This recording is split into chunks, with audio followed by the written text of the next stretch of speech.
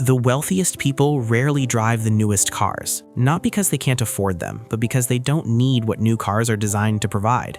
In many affluent neighborhoods, you'll notice something strange: large, expensive homes, carefully maintained gardens, quiet streets, and parked outside cars that are older than you'd expect. Unflashy, sometimes ordinary, almost invisible.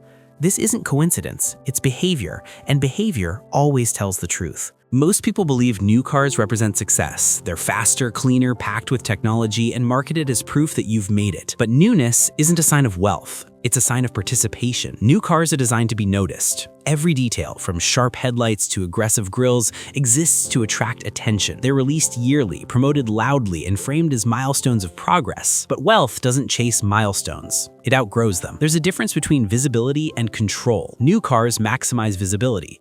Old cars prioritize control. When someone buys a brand new car, they're often responding to timing, promotions, social comparison, or a desire to mark progress. People with long-term wealth think differently. They don't ask, "What does this say about me?" They ask, "What does this cost me in time, attention, and obligation?" For them, a car is not a symbol, it's a utility, and utilities don't need applause. There's also a psychological shift that happens when money becomes stable instead of aspirational. When money is new, it's emotional. Purchases feel rewarding, ownership feels validating. But once wealth becomes predictable, decisions lose emotion. Old cars don't trigger excitement, they don't invite comparison, they don't demand updates. They simply exist, quietly, and that quiet matters. Because attention is expensive, especially for people who understand its value. Depreciation plays a role, but not in the way most people think. Everyone knows new cars lose value quickly. Most people accept that as normal. Wealthy individuals tend to notice patterns others ignore. They understand that depreciation isn't just financial, it's psychological. New purchases create attachment. Old assets create distance. An older car has already done its depreciating. There's no urgency attached to it, no pressure to protect its image, and that creates mental freedom. Wealth also changes how people think about time. Most people think short-term. They optimize for appearance today. Wealthy individuals think in decades. They optimize for consistency, reliability, and minimal disruption. Old cars fit into that mindset perfectly. They're predictable, familiar, undramatic, and drama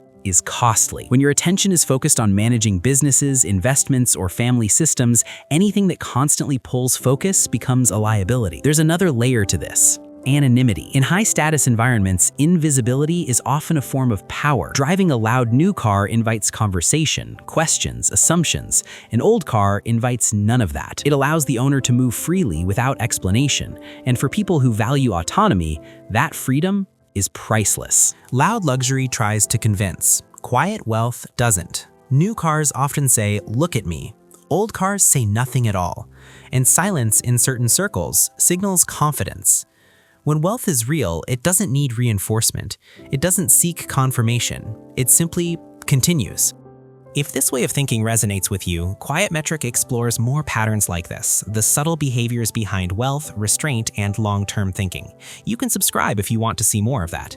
Nothing loud, nothing rushed, just measured observation.